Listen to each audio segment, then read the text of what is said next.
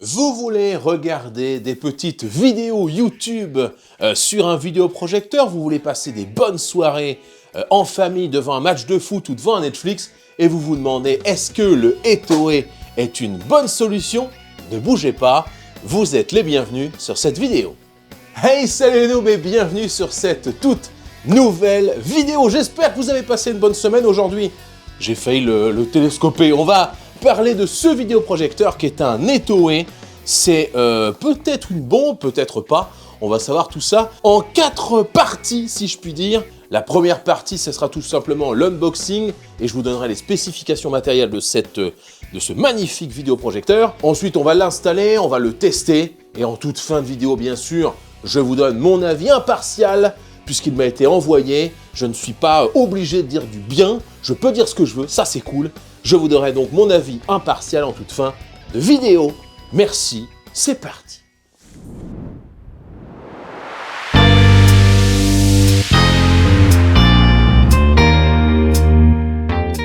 Ça va vous sinon? Ouais. Bon, bah, voilà.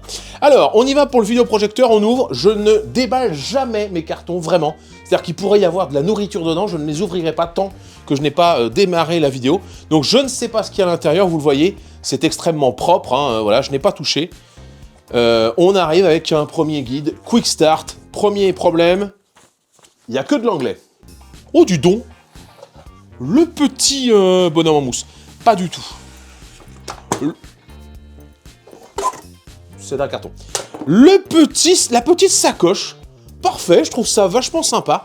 On va l'ouvrir, mais le vidéoprojecteur, je pense, est dedans, forcément. Captain Obvious, on va dire. Et ici, donc on n'a plus rien dans la boîte, hein, comme vous pouvez le constater à base de constatation. Donc on a un chargeur ici, plutôt lourd, franchement, je me demandais ce que c'était dedans. On a une télécommande, tout ce qu'il y a de plus normal, hein. Petit modèle avec voilà, quelques options. Le OK, le mute, le on-off, un bouton de retour, un bouton Google Assistant, un bouton Home, le volume plus-moins, Netflix, Prime Video, je ne sais pas quoi, et peut-être un focus. Alors, on a quand même un manuel à l'intérieur. Menu contextuel, oui, c'est en français. C'est bien en français, il n'y a aucun souci là-dessus. C'est bien un manuel en français Etoé. Eh ben non, il n'y a pas de pile pour la télécommande. Ça, c'est un peu ballot. Bon, c'est pour faire des économies, j'imagine, sur le montant global du vidéoprojecteur, mais il n'y a pas de pile à l'intérieur de la télécommande. On va ouvrir le petit bag, le petit sac. Wouh! Donc là, un petit rangement en haut, a priori, dans ce sac, un peu molletonné, un peu, voilà, tout mou, là, tout doux. Alors, est-ce qu'il est tenu? Waouh! C'est serré! Et le design est vraiment original. Voilà, il n'y a plus rien. Donc ce petit sac est vraiment très sympa. Je vais retirer ce truc parce que c'est horrible. C'est horrible. Bien, je vous propose un truc. Je vais aller tout simplement chercher des piles pour la télécommande parce qu'il n'y a pas de piles vendues avec. Ça, c'est un petit peu dommage. Je vais nettoyer là. Il y a une petite trace de scotch sur le... Parce que j'ai retiré le truc jaune. Il y a une petite trace de scotch un peu dégoûtante là. Je vais essayer de le retirer pour faire de belles images. Là, tout ça, là, vous voyez, il y a une sorte de petite barre un peu moche. Et on revient juste après les spécifications techniques que je vous donne maintenant.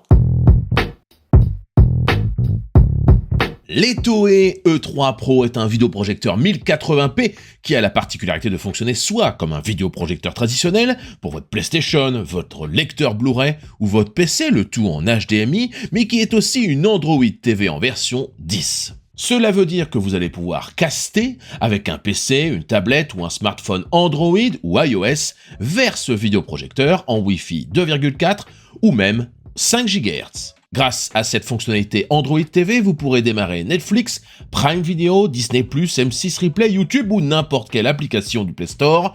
Et ça, c'est cool. Ce projecteur est équipé de 2 enceintes 10 watts avec 4 modes audio. Il est vendu comme silencieux, et c'est vrai que vous ne l'entendrez pas trop dans le test à venir, vous pourrez le vérifier vous-même. Le focus et la correction trapézoïdale sont soit manuels, soit totalement automatiques, et nous vérifierons ça dans quelques instants dans la vidéo. Il existe en 2 couleurs, le gris et le blanc. Etoé m'a envoyé gratuitement la version grise. que l'on va allumer de suite.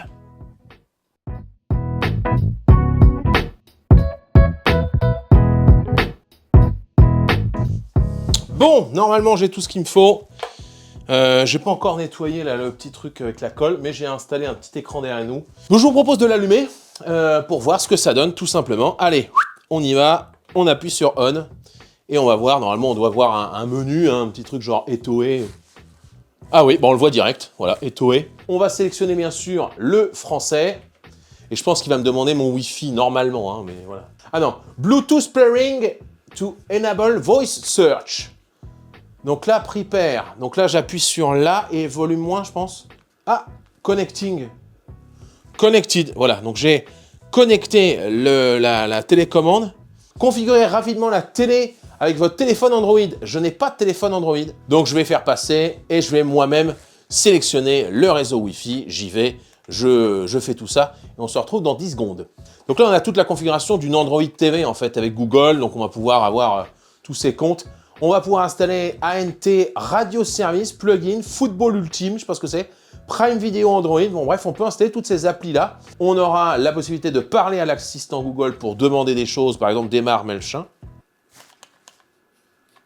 Il y a un truc qui remue. Vous entendez? C'est très... Ah bah c'est le capot peut-être. Ah c'est pas terrible, ça par contre c'est pas terrible sur la télécommande. Ça marche mais... Donc on va pouvoir caster des contenus bien sûr sur notre téléviseur. Ou en tout cas sur le vidéoprojecteur, on sera plutôt pas mal. Mise à jour du système disponible. Wouh, ça y est, je suis arrivé. C'est le bonheur. Hein. Mise à jour du système, ok. Voilà, je vais faire la mise à jour. Et puis on va se tester ça, mais je vais éteindre les lumières aussi pour que ça soit plus agréable pour tout le monde. Ok, donc là vous ne me voyez plus. C'est normal, ne vous inquiétez pas, ne réglez pas votre écran. J'ai en plus des barres LED qui sont juste à côté. Mais voilà, concrètement, on va retrouver Netflix, YouTube, tout ce qu'on veut, etc. On a mon compte Netflix, on a mon compte Google, on a mon Android TV. Donc je vais pouvoir aller sur tout ce que je veux. Ouvre la chaîne YouTube, salut les noobs. Ah, c'est bon, ça marche. Et ouais, ça marche nickel. Avec Docker. Ouais, juste derrière moi, on le découvre tout de suite. Hey, salut les noobs et bienvenue dans cette... Donc là, j'ai remis la lumière juste pour vous parler 30 secondes. Je vais lire ma vidéo tout simplement au YouTuber pour voir si ça marche. On va voir aussi ce que ça donne au niveau du son parce que 10 watts, je ne sais pas ce que ça donne, hein, voilà, mais c'est 2 fois 10 watts, donc stéréo, 2 fois 10 watts. 1. Le son. YouTuber. Là, je suis à fond. Je suis à fond.